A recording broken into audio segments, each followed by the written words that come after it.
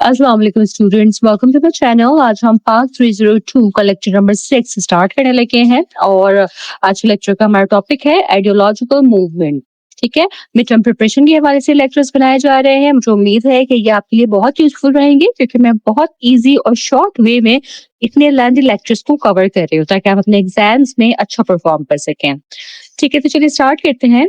इस लेक्चर में ना हम समझेंगे कि पाकिस्तान का आइडियोलॉजिकल मूवमेंट कैसे डेवलप हुआ और किस तरह ये मूवमेंट मुस्लिम नेशन के लिए एक सेपरेट होमलैंड बनाने का सबब बना। पहले हम आइडियोलॉजी की डेफिनेशन समझ चुके हैं लास्ट अपने लेक्चर में, ठीक है, लेकिन अब इस लेक्चर में हम इसे एक मूवमेंट के तौर पर देखते हैं जो इंडो पाक सब कॉन्टिनेंट में ग्रेजुअली डेवलप हुआ। इस आइडियोलॉजिकल मूवमेंट को समझने के लिए हमें 3 हिस्टोरिकल फेजेस को स्टडी करना जरूरी है, एंशिएंट इंडिया, मुस्लिम इंडिया और ब्रिटिश इंडिया। ये 3 फेजेस मिलकर वो बैकग्राउंड क्रिएट करते हैं जहां से पाकिस्तान का आइडियोलॉजी इमर्ज होता है। ठीक है, सबसे पहले यहाँ हम बात करते हैं एंशिएंट इंडिया की। एंशिएंट इंडिया को हिंदू इंडिया भी कहा जाता है जिसका स्टार्ट आर्यंस के इन्वेजन से होता है। आर्यंस नॉर्थ से आए और इंडस रिवर के थ्रू वेस्ट की तरफ एक्सपेंड हुए। धीरे धीरे उन्होंने अपनी हुकूमत स्टैब्लिश कर ली और इंडिया को भारत के नाम से जाना जाने लगा। इस पीरियड में इंडिया 2 मेजर पार्ट्स में डिवाइड था, नॉर्थ इंडिया और साउथ इंडिया। यहाँ एक और इम्पोर्टेंट बात ये है कि ओरिजिनल इनहैबिटेंट्स द्रविडियंस थे जिन्हें कास्ट सिस्टम के थ्रू शूद्रास या अनटचेबल्स बना दिया गया था। ये कास्ट सिस्टम आज भी इंडिया में एग्जिस्ट करता है। एंशिएंट इंडिया का पॉलिटिकल सिस्टम डेस्पोटिक यानी कि जालिमाना हुकूमत का था जहां क्षत्रिय कास्ट रूल करती थी। इस सिस्टम में लोगों की फ्रीडम नहीं होती थी बल्कि रूलर्स एब्सोल्यूट पावर रखते थे। इस पीरियड का सबसे important ruler Ashoka the great था। उसने कलिंगा वॉर जीती और इंडिया को पहली बार यूनाइट किया। ये यूनिफिकेशन फोर्स के जरिए हुई थी, न कि डायलॉग या पॉलिटिक्स के जरिए।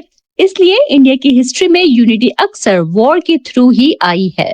अशोका ने अपनी एम्पायर को अफगानिस्तान तक एक्सपेंड किया, लेकिन कलिंगा वॉर के बाद वो खून खराबे से इतना मुतासिर हुआ कि उसने बुद्धिज्म एक्सेप्ट कर ली, जो नॉन वायलेंस पर बेस्ड रिलीजन है। उसके बाद उसने पूरी एम्पायर में नॉन वायलेंस को प्रमोट किया, लेकिन अशोका के बाद मौर्यन एम्पायर कोलैप्स हो गया और इंडिया छोटी छोटी स्टेट्स में डिवाइड हो गया। इससे एनार्की यानी कि बेइंतजामी पैदा हुई और इंडिया फ्रेगमेंटेड हो गया। इसके बाद आता है मुस्लिम इंडिया का पीरियड।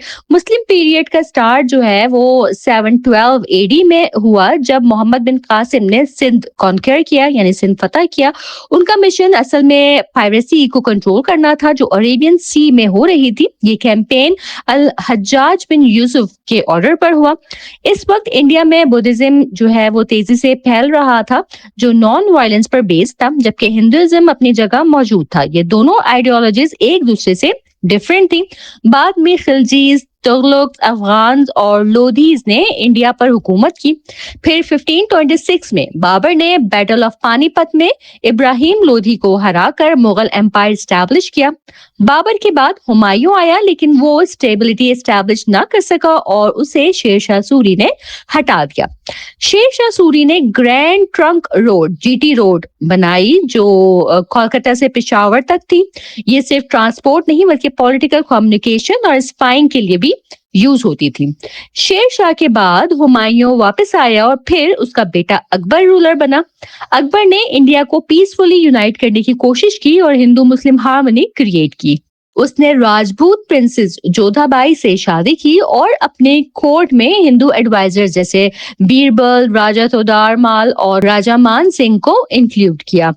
अकबर ने एक नया रिलीजन दीन इलाही इंट्रोड्यूस करने की कोशिश की लेकिन वो सक्सेसफुल नहीं हुआ। उसके बाद जहांगीर और फिर शाहजहां आए। शाहजहां एक ऑर्थोडॉक्स मुस्लिम था और उसने हिंदू इन्फ्लुएंस को कम किया। इस पीरियड में शेख अहमद सिरहिंदी, मुजद्दिद अलिफ सानी जिन्हें कहा जाता है, इन्होंने इस्लामिक रिवाइवल में इंपॉर्टेंट रोल प्ले किया। फिर औरंगजेब का दौर आया जो स्ट्रिक्ट सुन्नी रूलर था। उसने इस्लामिक सिस्टम में इन्फोर्स करने की कोशिश की लेकिन उसके बाद मुगल एम्पायर जो है वो डिक्लाइन हो गया। उसकी डेथ के बाद मुस्लिम्स का पॉलिटिकल और इकोनॉमिक डाउनफॉल जो है वो शुरू हो गया। फिर तीसरा दौर आता है ब्रिटिश इंडिया का। ब्रिटिश इंडिया का स्टार्ट जो है वो 1600 एडी में होता है, जब क्वीन एलिजाबेथ वन ने ईस्ट इंडिया कंपनी को ट्रेड का चार्टर दिया। ब्रिटिश इनिशियली ट्रेडर्स थे और कोलकाता में सेटल हुए। औरंगजेब के बाद मुगल एम्पायर वीक हो गया था। उसके बाद उसका बेटा मुअज्जम, जिसे बहादुर शाह वन कहा जाता है, रूलर बना, लेकिन 1709 में उसकी डेथ के बाद उसके बेटे आपस में लड़ने लगे और इंडिया फर्दर डिवाइड हो गया। ब्रिटिश ने इस वीकनेस का फायदा उठाया और धीरे धीरे अपनी पावर एक्सपेंड की। सबसे इंपॉर्टेंट इवेंट था बैटल ऑफ प्लासी, जो 1757 में हुआ, जहां सिराजुद्दौला को लॉर्ड क्लाइव ने हरा दिया मीर जाफर की गद्दारी की वजह से। इस विक्ट्री के बाद ब्रिटिश ने बंगाल पर कंट्रोल हासिल किया। फिर 1765 में ग्रांट ऑफ दीवानी मिला, जिससे ब्रिटिश को बंगाल के रेवेन्यू कलेक्ट करने का हक मिल गया था। 1757 से 1857 तक इंडिया में दो स्ट्रॉन्ग पावर्स जो है वो उभर के सामने आई थी। एक तो थी ब्रिटिश और दूसरी थी हिंदू। हिंदू ने मॉडर्नाइजेशन जो है वो अडॉप्ट की, जबकि मुस्लिम्स ने ब्रिटिश को अपना दुश्मन समझा और उनसे दूरी इख्तियार रखी। ठीक है, 1857 की जो वॉर थी मेरठ से जो शुरू हुई, ये वॉर हिंदू और मुसलमान दोनों ने मिलकर लड़ी थी, लेकिन ब्रिटिश ने इसका जो जिम्मेदार ठहराया वो सिर्फ और सिर्फ मुसलमानों को ठहराया। सारा इल्जाम इस जंग का जो है वो मुसलमानों पे डाल दिया गया। इसके बाद मुस्लिम्स का सोशल, इकोनॉमिक और पॉलिटिकल डिक्लाइन जो है वो शुरू हो गया। ये वही पॉइंट था जहां मुस्लिम्स ने अपनी सेपरेट आइडेंटिटी को रियलाइज करना शुरू किया। अब हम जो है थोड़ा सा कंपैरिजन देखते हैं हिंदुइज्म वर्सेस इस्लाम का। तो देखिए, हिंदुइज्म जो है ना वो एक कॉम्प्लेक्स रिलीजन है जिसमें मल्टीपल बिलीफ्स हैं। कुछ लोग जो है वो एक ही खुदा पे यकीन रखते हैं और कुछ मल्टीपल गॉड्स पे बिलीव करते हैं। ये रिलीजन कल्चर से इन्फ्लुएंस होता है। दूसरी तरफ इस्लाम है। इस्लाम जो है वो एक क्लियर और सिंपल रिलीजन है जो कुरान और सुन्ना पर बेस्ड है। इस्लाम सिर्फ रिलीजन ही नहीं है बल्कि कंप्लीट कोड ऑफ लाइफ है जो सोसाइटी, कल्चर, इकोनॉमी सबको गाइड करता है। मुस्लिम्स और हिंदुओं के दरमियान जो डिफरेंसेस हैं लाइफ के हर एस्पेक्ट में पाए जाते हैं, जैसे रिलीजन हो, culture, laws, language, food, customs, इन सब में ये डिफरेंसेस पाए जाते हैं।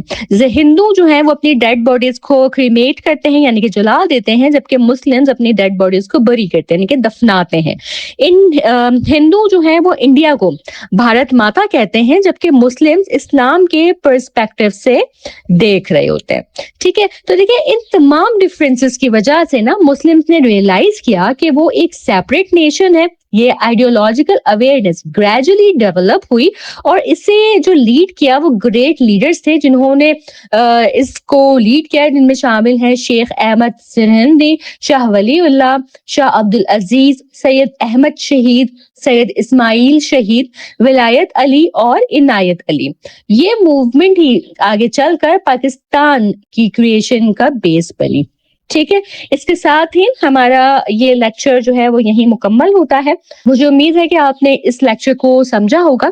अगर कोई सवाल या कोई फीडबैक हो तो आप मुझे कमेंट सेक्शन में जरूर बताइएगा। चैनल पर नए हैं तो सब्सक्राइब करना हरगिज ना भूलिएगा, ताकि तमाम इंपॉर्टेंट लेक्चर्स और अपडेट्स इसी तरह आप तक पहुंचती रहें। मेरे वीडियोस को अपने फेलो स्टूडेंट तक जरूर पहुंचाएं ताकि ज्यादा से ज्यादा स्टूडेंट अपने मिड टर्म की अच्छी प्रिपरेशन कर सकें। इंशाअल्लाह ताला अपने नेक्स्ट लेक्चर के साथ जल्द हाजिर होंगे। तब तक आप सब अपना बहुत ख्याल रखिएगा। अल्लाह हाफिज।